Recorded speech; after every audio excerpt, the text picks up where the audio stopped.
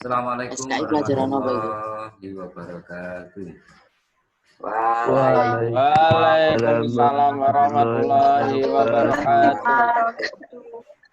Hari ini adalah pelajarannya SKI, Sejarah Kebudayaan Islam. Ya. Kemarin gimana? Sehat semuanya? Alhamdulillah Pak, sehat. Alhamdulillah, semoga tetap diberi kesehatan. Amin.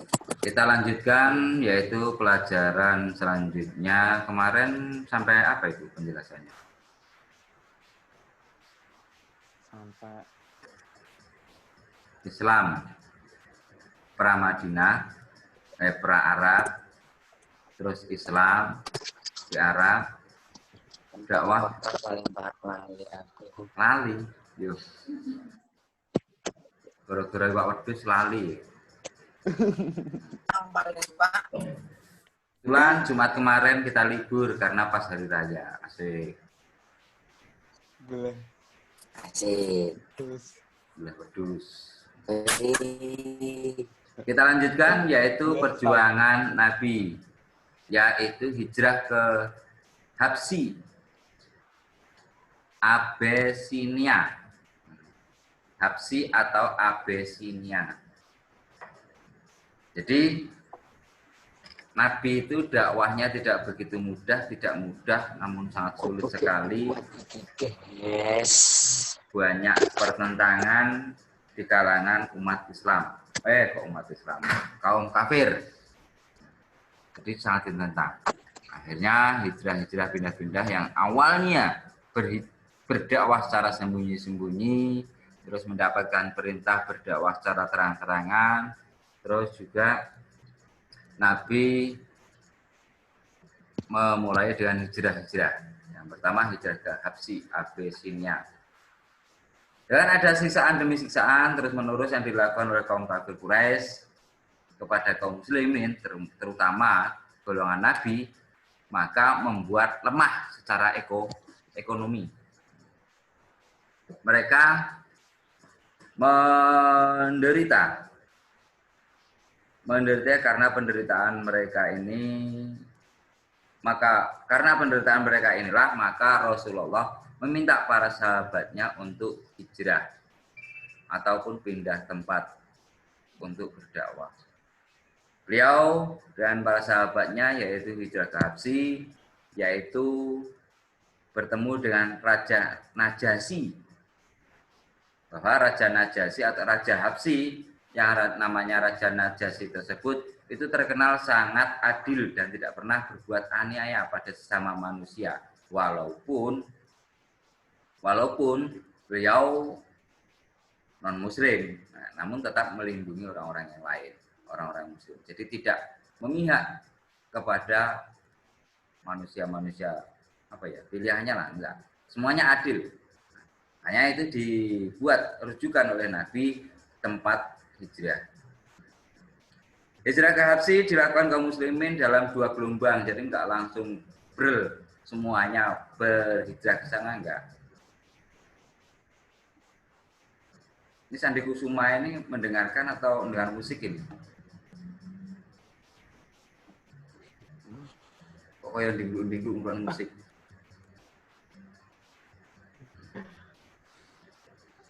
Nah, enggak dengar dia dibilang. Kalau dengar musik ya sesuatu.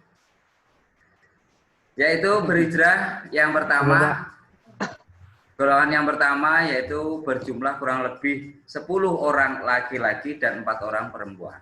Hanya 14. 10 orang laki-laki dan 4 orang perempuan.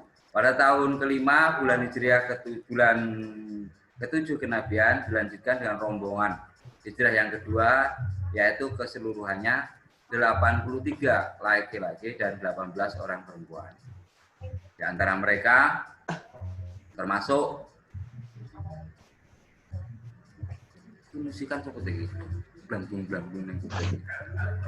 Siapa ini musikan ini? Ayo. Wahyu ya? Atau siapa ini?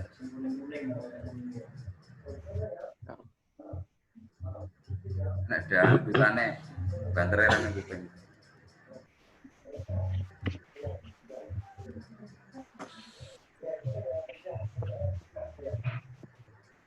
83 orang laki-laki dan 18 orang perempuan. Di antara mereka ada Utsman bin Affan beserta istrinya Ruqayyah binti Muhammad, Zubair bin Awam, Abdurrahman bin Auf, Ja'far bin Abu Thalib. Nah, dan juga pemimpin-pemimpin rombongan dan lain-lain. Jadi pada gelombang tersebut dapat sambutan penghormatan yang baik dari Raja Najasyi. Namun kaum Quraisy tetap tidak terima mencium bahwasanya Nabi telah hijrah ke sana, ke Habsyi, ingin merusak hubungan antara Raja Habsyi, Raja Najasyi dengan Nabi Muhammad dan para sahabatnya. Akhirnya kaum Quraisy mengutus Abdullah bin Abi Rabi'ah dan Amr bin As serta memberi hadiah untuk raja dan meminta agar menyerahkan kaum muslimin kepada mereka. Jadi kaum Quraisy menyuaplah, memberikan hadiah kepada Raja Najasyi, Raja Habsyi yang bernama Najasyi tersebut, itu diberi hadiah.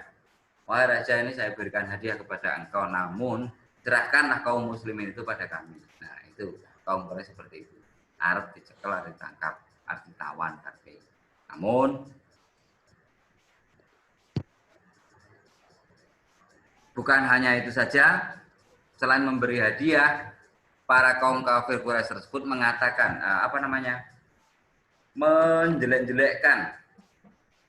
menjelek-jelekkan kaum muslim, mengatakan kaum muslim bahasanya telah menjelek-jelekkan Isa dan ibunya. Nah, kaum Najasyi tadi, kaum Bani Habsyi, bukan Bani, kerajaan Habsyi tadi itu menganut agamanya Nabi Isa. Nah, itu disampaikan oleh para kaum kafir tadi untuk memecah belah supaya mendapatkan kaum muslimin.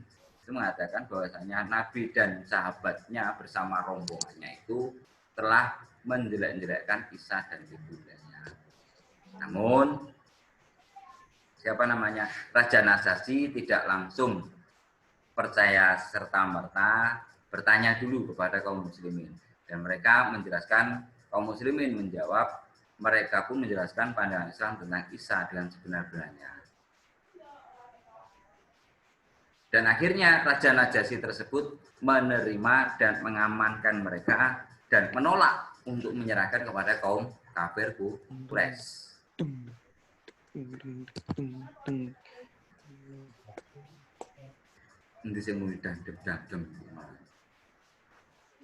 Jadi Raja Najasyi akhirnya mengamankan dan menolak untuk menyerahkan kepada kaum Quraisy.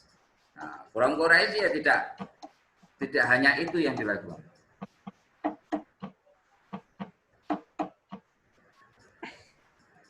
Tak boleh sing kendangan itu juga.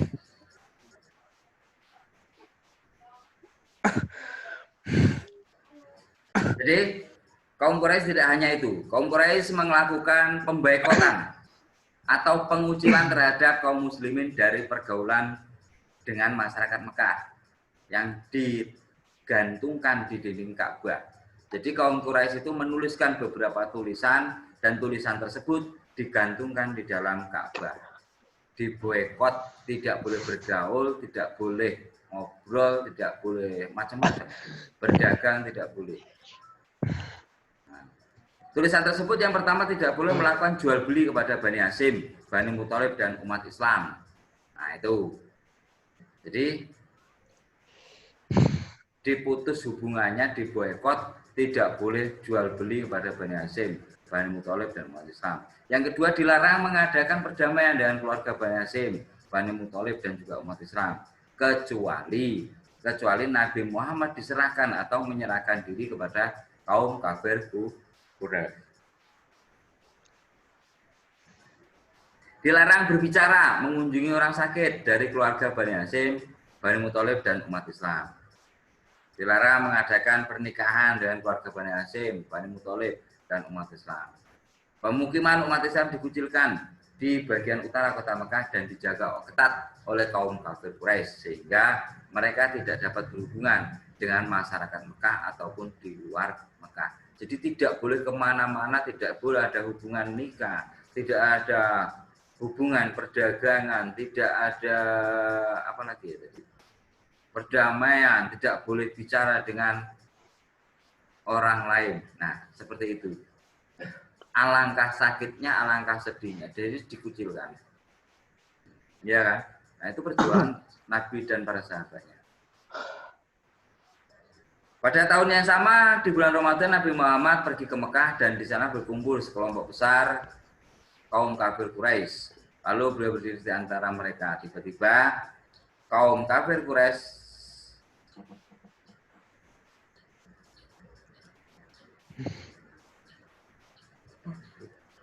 kaum kafir Quraisy tiba-tiba beliau membaca surat An-Najm padahal orang kafir belum pernah mendengarkan kalam Allah. Nah, jadi pada bulan yang sama Nabi itu keluar menuju ke Mekah. Di situ bertemu dengan orang-orang kaum kafir Quraisy. Nah, beliau membacakan surat An-Najm. Yang saat itu orang-orang kafir Quraisy tersebut belum pernah mendengarkan surat-surat ataupun kalam Allah. Terus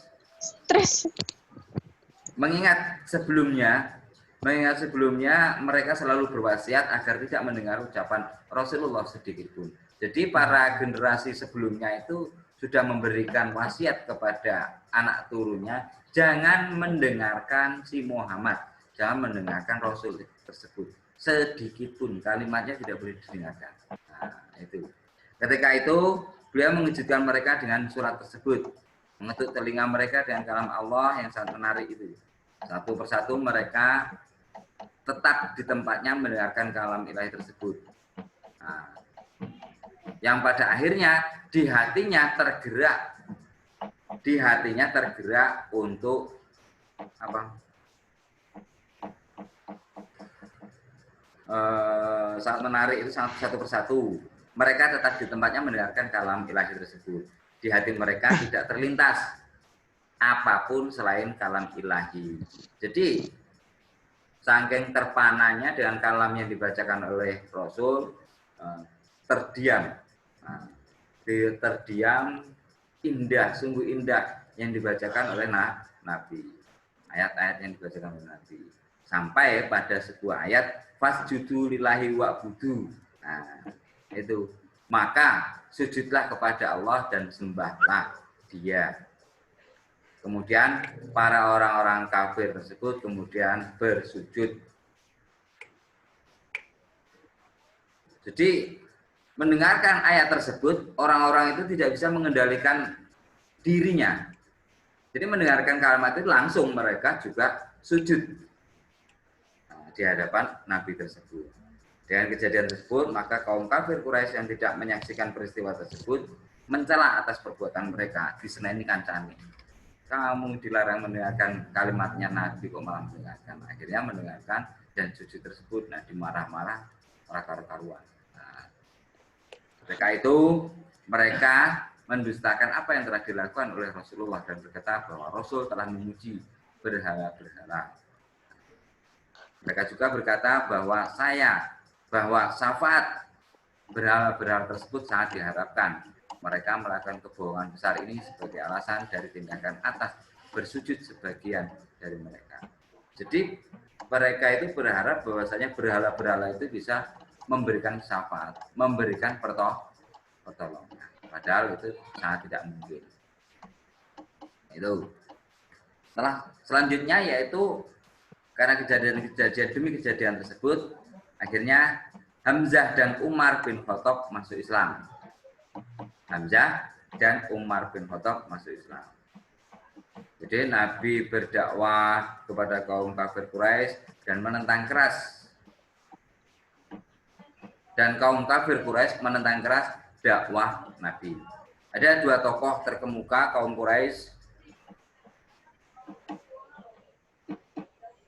yang masuk Islam, yaitu Hamzah bin Abdul Muthalib dan Umar bin Khattab. Beliau adalah seorang tokoh kaum Quraisy yang dulunya, yang awalnya menentang ajaran Islam ataupun ajaran yang dibawa oleh Rasul. Nah, akhirnya dengan masuknya kedua tokoh terkemuka ini, Quraisy merupakan tokoh terkemuka Quraisy ini, maka merupakan penambahan kekuatan bagi kaum muslimin, adanya kemenangan, akan adanya kemenangan.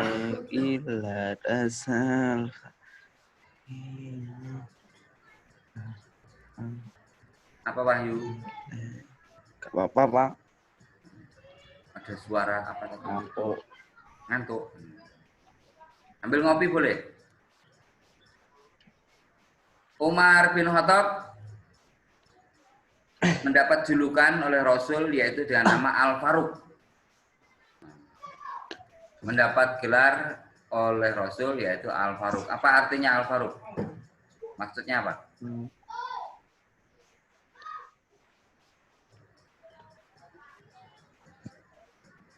Al-Faruq yaitu karena Allah telah memisahkan antara yang hak dan yang batil di dalam hati Umar bin Khattab. Itu. Jadi beberapa hari setelah keislaman Umar bin Khattab berkata kepada Rasulullah, "Hai Rasul, bukankah kita di atas kebenaran?"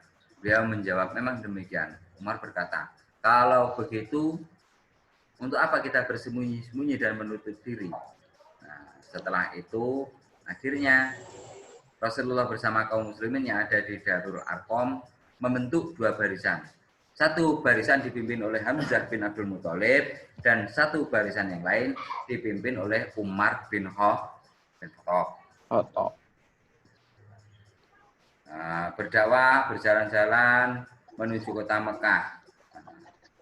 Dalam dakwah tersebut mulai dakwahnya dengan terang-terangan. Jadi tidak sembunyi-sembunyi lagi, namun dengan jelas-jelas berdakwah. Enggak delik-delik, wani tenanan. Namun kaum kafir Quraisy juga tidak henti-hentinya menolak daripada dakwah Rasul dan para sahabat. Jadi kaum kafir Quraisy dengan cara menyiksa, menganiaya, mengintimidasi, bahkan membujuk.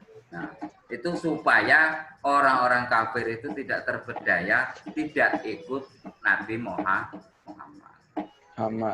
Siapa yang masuk ajaran Nabi Muhammad dianiaya, dibunuh, bahkan nanti mungkin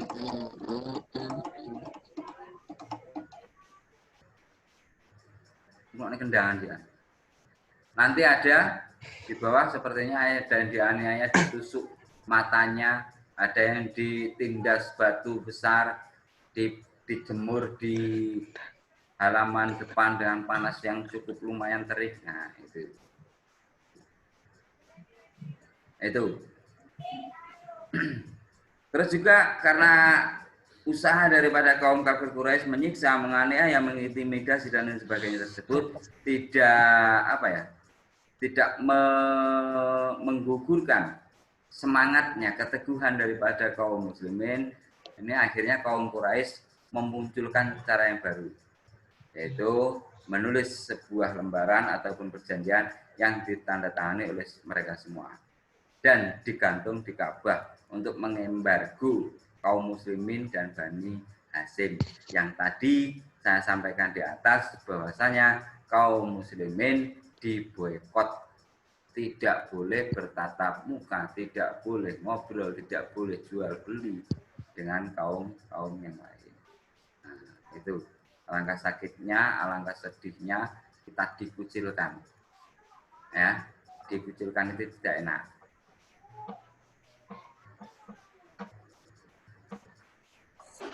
Dan embargo ataupun pemboikotan tersebut nggak hanya 1 bulan 2 bulan, 3 tahun. Coba kalian bayangkan, 3 tahun tidak boleh bergaul dengan orang lain, tidak boleh bergaul dengan orang-orang Mekah, orang di luar Mekah ini. Dimangan kono yes, pokoknya apa saja yang di situ. Itu. Sampai pada akhirnya papan yang digantungkan di Mekah tersebut dihabiskan rayap, dipangan rayap, nembe baru pemboikotan tersebut bisa terbebas. Nah, itu selama 3 tahun.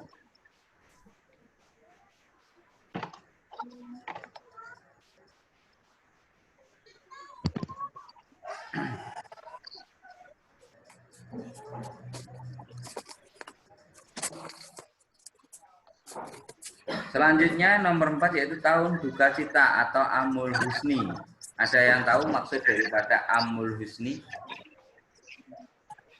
Belum. Amul itu tahun, Husni itu adalah susah. Yaitu sedang masa berkembangnya ajaran Islam, tiba-tiba di tahun tersebut Nabi diuji dengan yang sangat berat. Yaitu pada tahun tersebut Nabi ditinggal istri tercintanya, Siti Khadijah binti Khuwailid meninggal dunia. Dan juga Abu Thalib bin Abdul Muthalib wafat. Jadi 2 orang tercinta yang menjadi tulang punggung perjuangan Nabi pada saat itu, pada tahun yang sama beliau meninggal semuanya. Makanya dinamakan Amul Husni, tahun kesusahan. Itu.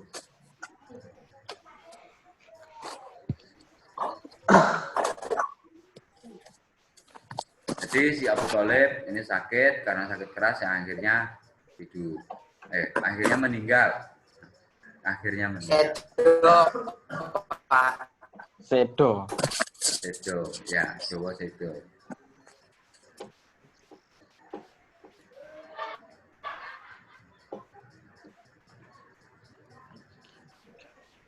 Abu Thalib bapaknya Bayu. Paman. Abu Thalib tersebut adalah seorang paman daripada Rasul. Nah, itu ya sayang dengan Rasul, tapi beliau tidak iman. Nah, itu kan sangat menyakitkan, loh. Orang yang sangat dekat dengan kita, tapi dia tidak iman kepada Allah. Nah, itu Nabi Muhammad berharap ketika wafatnya sang paman itu bisa mengucapkan kalimat La ilaha illallah. Namun, ya, karena kehendak Allah, ya tetap tidak bisa. Jadi, apa tuh ini rusak-rusak? Di mana ini?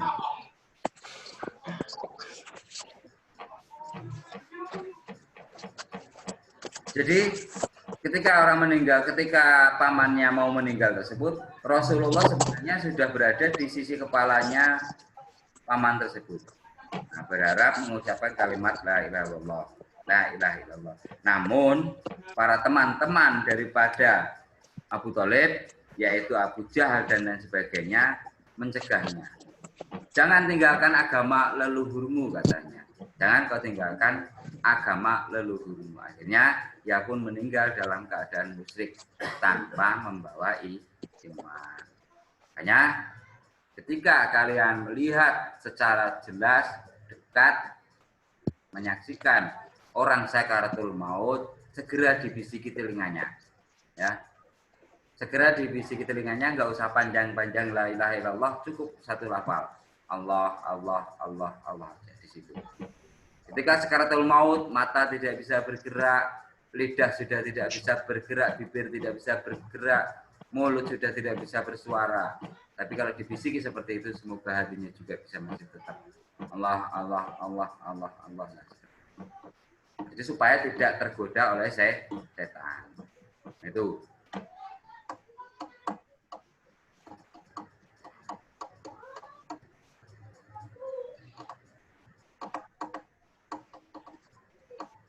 Jadi dengan meninggalnya kedua orang tersebut, si Nabi Rasulullah itu sangat sedih sekali. Yang satu memang istrinya tercinta, yang berkorban segala macam harta benda, orang kaya raya sampai tidak punya, hanya demi perjuangan seorang Nabi menyebarkan agama Islam. Yang satunya pamannya sendiri, orang yang dia cintai dan mencintai Rasul, itu meninggal dunia tanpa mengucapkan kalimat syahadat. Namun, dalam saat sakaratul maut, dia mengucap, aku telah yakin. Ada apa, Eka?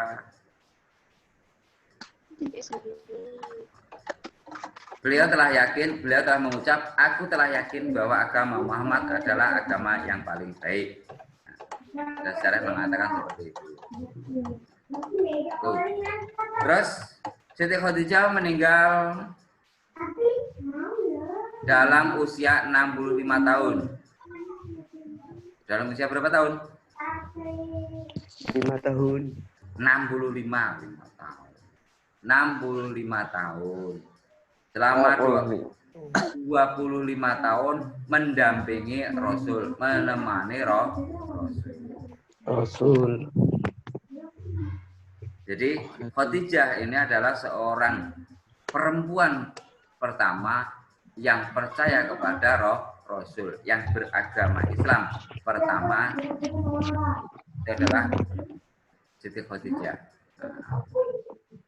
Beliau telah menyokong, telah memberikan hartanya demi perjuangan dakwah Islam.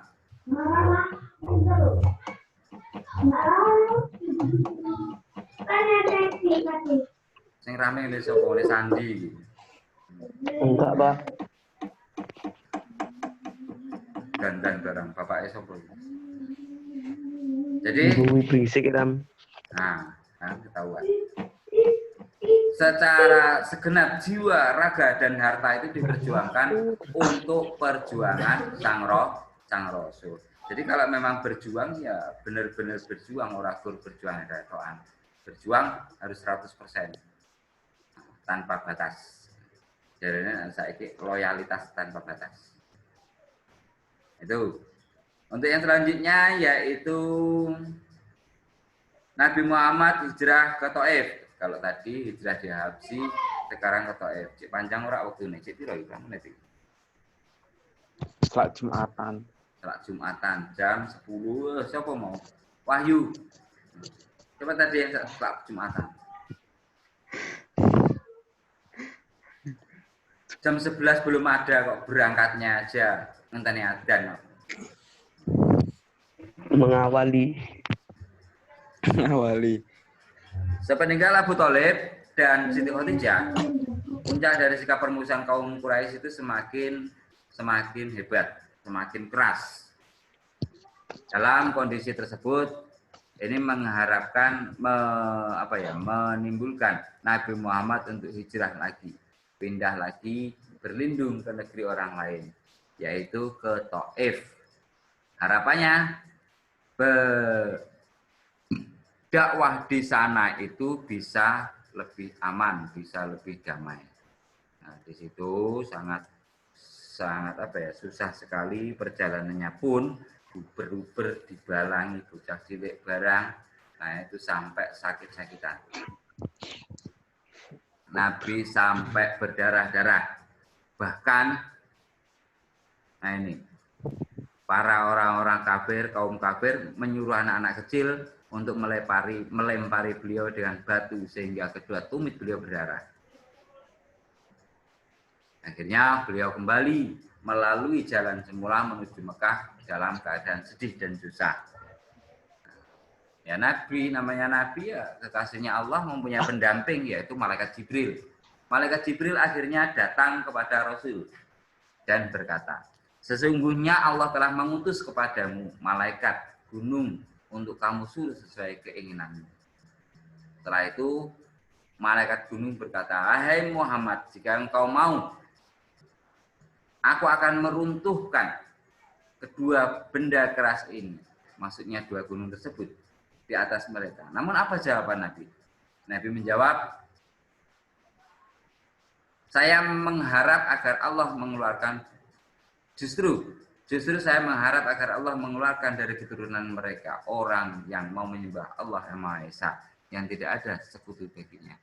Nah, itulah seorang nabi, dimusuhi, dibalang, dihantam, dihina, dicaci. dilempari batu sampai berdarah-darah, ada bantuan malaikat menawarkan untuk menghancurkan kaum-kaum kafir dan anak-anak tersebut, namun Rasul menolak. Harapannya apa? Biarlah anak cucu mereka nanti siapa tahu menganut ajaran Islam, percaya kepada Allah. Nah itulah hati yang sangat mulia, yang memaafkan musuhnya. Itu.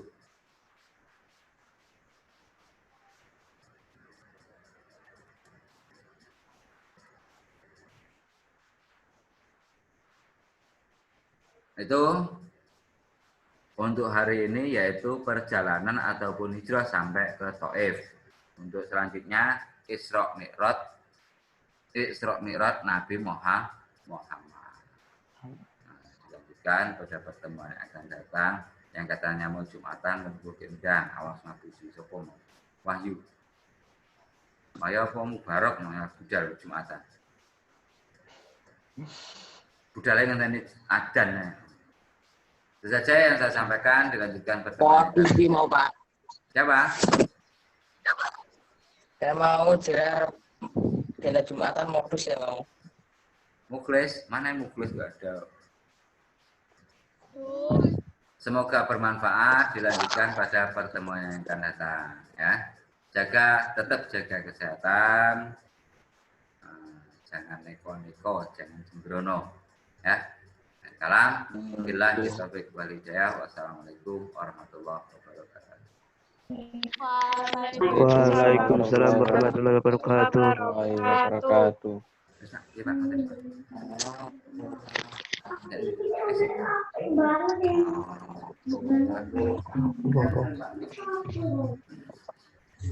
Live and meeting for all of us.